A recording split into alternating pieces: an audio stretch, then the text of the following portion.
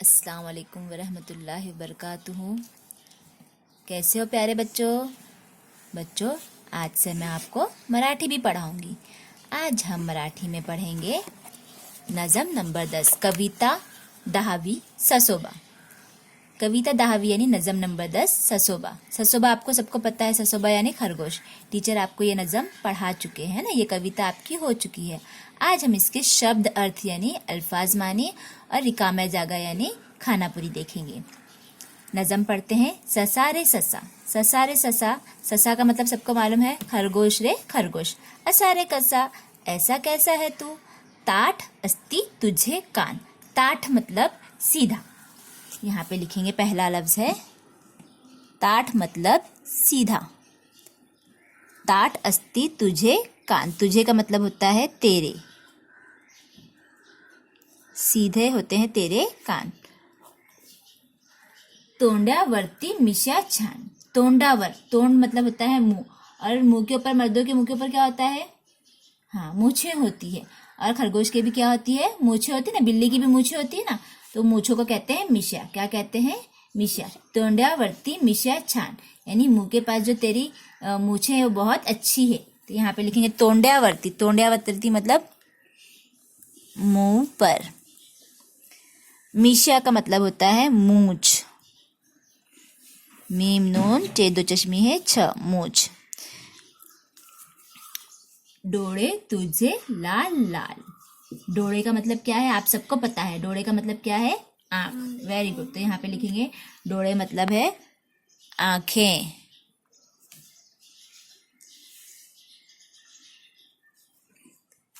गुबगुबित तुझे गाल, गुबगुबित यानी एकदम भरे हुए जो गाल रहते हैं ना, एकदम हाथ लगाने पे एकदम गोल गोल लगते गाल है ना, हमें अच्छे लगते हैं ना, गुबगुबित तुझे गाल। अंग तुझे पांढरे पांढरे, अंग का मतलब होता है जिस्म। हम लोग पढ़ते ना अंगाचे नावे, तो अंग का मतलब होता है जिस्म। पांढरे पांढरे मतलब होता है सफेद। खरगोश का जिस्म कैसा होता है, सफेद।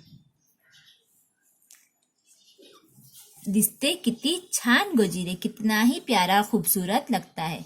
शेपटी तुझी एवलीशी, शेपटी तुझी एवलीशी, शेपटी का मतलब होता है दुम, दुम। एवलीशी का मतलब होता है छोटी सी, हम लोग बोलते हैं इतनी सी, वो है छोटी सी या इतनी सी। शेपटी तुझी एवलीशी। हलवतोस अशी कशी, नहीं सी तेरी दुम रहती है, वो तो उसको भी तो कैसे हलाता है, बहुत अच्छा लगता है जब वो हलाता है तो। गवत खातो कुरु कुरु, गवत का मतलब, हाँ ग से गवत हम लोग पढ़ चुके हैं, इसकी तस्वीर भी देख चुके हैं। गवत का मतलब होता है घास। घास कैसे खाता है वो, कुरु कुरु, जब वो घास खाता है तो आवाज आती है कुरु कुरु। चालतोस तू तुरु तुरु, चलता है तो तुरु तुरु यानी तेज तेज चलता है। चाहुल लागता थोड़ी सी, नहीं तो चलता तो है वो थोड़ा सा। मारतोस तू दड़ी कशी, दड़ी का मतलब होता है छलांग। मारतोस तू यानी तू छलांग कैसी लगाता है, उसकी छलांग कितनी तेज, कितनी लंबी लंबी होती है ना। मारतोस तू दड़ी कशी, छलांग कैसी अच्छी लगाता है।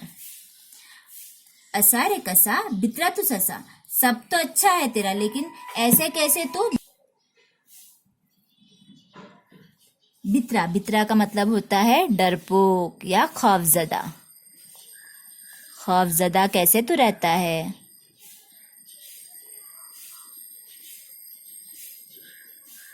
डरपोक।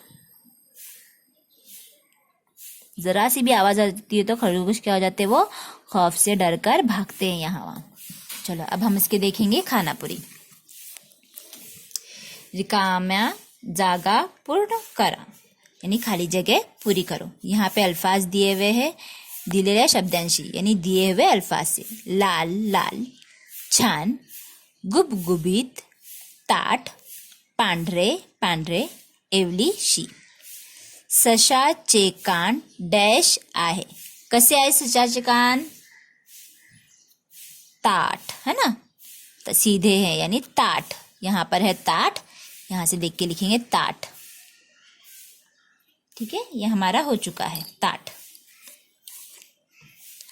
अब दूसरा है सशाचे डोळे, टिंब टिंब आहे. कसे आहे? लाल लाल आहे, छान आहे, गुबगुबीत आहे, पांढरे पांढरे आहे की एवढीशी आहे. सशाचे डोळे कसे आहे? लाल लाल. ल काना ला, ल लाल, ल काना ला, ल लाल, लाल लाल आहे. सशाचे गाल टिंब टिंब आहे. कसे आहे सशाचे गाल? मोठे मोठे, गुबगुबीत. ग उकार गु ब गुब, ग उकार गु ब विलांटी बी, गुबगुबी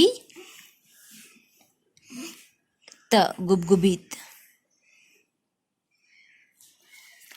सशाचे अंग टिंब टिंब है. उसका अंग कैसे है?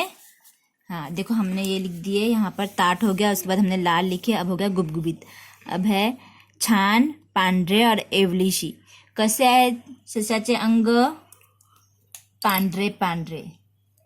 प काना पा, ढ अनुस्वार, र प विलांटी, र एक मात्रा रे, पांढरे.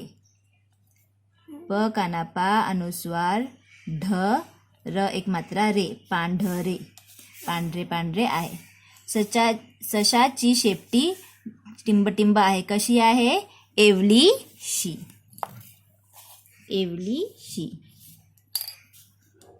ई व ल विलांटी ली, अशद विलांटी शी, एवलीशी.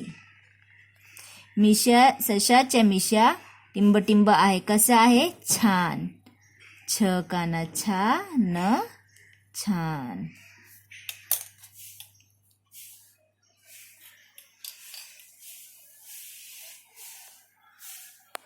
मुलांनो, हे सगळं तुम्हाला तुमच्या वहीत लिहायचं आहे आणि मला त्याचं चित्र पाठवा. धन्यवाद.